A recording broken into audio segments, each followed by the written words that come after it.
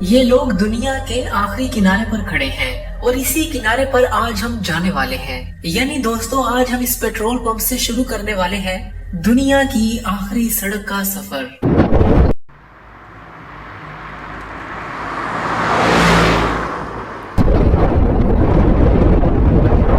जी हाँ, वही सफर जिसके बाद हमारी इस पूरी दुनिया में कोई एक भी सड़क नहीं आती।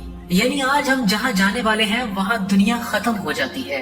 उससे आगे हमें सिर्फ खामोशियाँ, बर्फ और समुद्र का पानी ही मिलेगा। हम चाहे भी तो हमें वहाँ से आगे कोई इंसान कहीं नहीं मिलेगा। ये पेट्रोल पंप जहाँ अभी हम मौजूद हैं, यहाँ से शुरू होती है दुनिया की आखिरी सड़क। लेकिन दुनिया की ये आखिरी सड़क है कहाँ? ये सड़क हमें कहाँ ले जाएगी? आइए मेरे साथ आज आप भी दुनिया की आखिरी सड़क पर सैर करें। हमारा ये सफर होगा लगभग 120 किलोमीटर लंबा। तो चलिए दुनिया की आखिरी सड़क के किनारे पर बसे हुए दुनिया के आखिरी इलाके देखने हैं सिर्फ 8 से 10 मिनट में।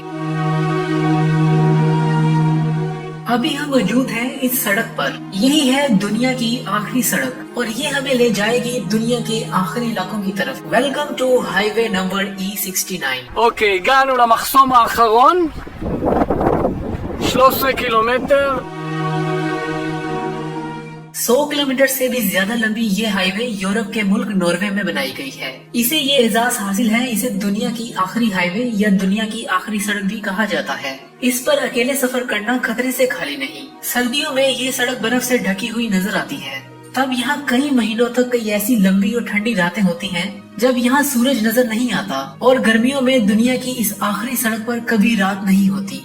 ये सड़क नॉर्वे के समुद्र के साथ साथ बनाई गई है। कुछ जगह तो रास्ते में ऐसी भी आएंगी जब ये सड़क समुद्र के साथ साथ पत्थरों में बनी हुई सुरंगों से भी गुजरेगी। लिहाजा जब तक हम इस सड़क पर सफर करेंगे, नॉर्वे के समुद्र के नजारे और इस समुद्र पर गुजरते हुए कुछ बहरी जहाज हमारे साथ रहेंगे। हमने अपना सफर शुरू किया था नॉर्वे के इस इलाके में बने हुए इस पेट्रोल पंप से। अब यहाँ से 1 मिनट का सफर तय करने के बाद दुनिया की आखिरी सड़क के किनारे हम यहाँ पहुँच चुके हैं।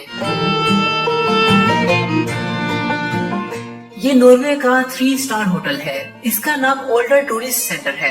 यहाँ एक रात रहने का किराया इस वक्त 25,500 रूपए है। जो लोग साइकिल पर यहाँ आते हैं वो अपने पैसे बचाने के लिए अपने कैंप अपने साथ लेकर आते हैं। लेकिन सिर्फ गर्मियों में, सर्दियों में उनके लिए कैंप में रात गुजारना नामुमकिन हो जाता है।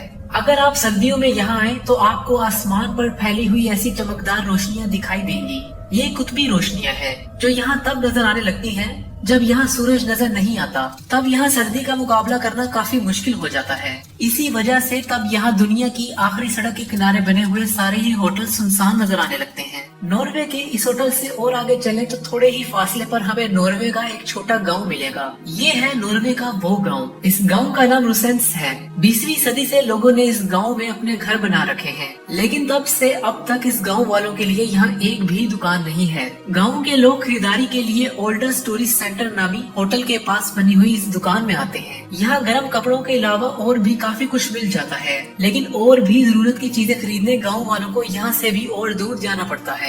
और सर्दियों में ये सूरत हाल और भी मुश्किल हो जाती है। मगर फिर भी लोग कई दहाइयों से यहाँ रह रहे हैं और आगे की जिंदगी भी दुनिया की इस आखिरी सड़क के किनारे पर गुजार देंगे। यहाँ कोई दुकान नहीं तो क्या हुआ, ये समुंदर भी इस गांव वालों के लिए किसी दुकान से कम नहीं। गांव के लोग इसी समुद्र से मछलियाँ और दूसरी समुद्री मखलूक पकड़ने के आदी हैं। ये लोग इसी समुद्र से मखलूक को पकड़ कर खा जाते हैं और इसी तरह पिछली कई दहाइयों से ये अपना घर चला रहे हैं। इस गांव से थोड़ा और आगे चले तो दुनिया की आखिरी सड़क पर काफी देर तक ना तो कोई होटल आता है और ना ही नॉर्वे के किसी इंसान का घर। साथ में होता है सिर्फ समुद्र और यहाँ के ये हसीन मनाजिर। हम यहाँ से जैसे जैसे आगे बढ़ते जाएंगे हमारे सामने नॉर्वे और नॉर्वे के हसीन इलाके आते जाएंगे। काफी देर दुनिया की आखिरी सड़क पर सफर करने के बाद हम एक बार फिर से नॉर्वे के एक गांव में पहुंचेंगे। ये है वो गांव।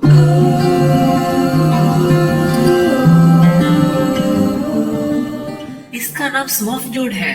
यहाँ न सिर्फ आसमान के रंग बड़े प्यारे हैं बल्कि यहाँ के घर और यहाँ की जिंदगी भी बहुत प्यारी है। ना यहाँ ट्रैफिक का शोर है और ना ही शहर के धुएं और आलूदगी। यहाँ ताजगी और सिर्फ सुकून ही सुकून है।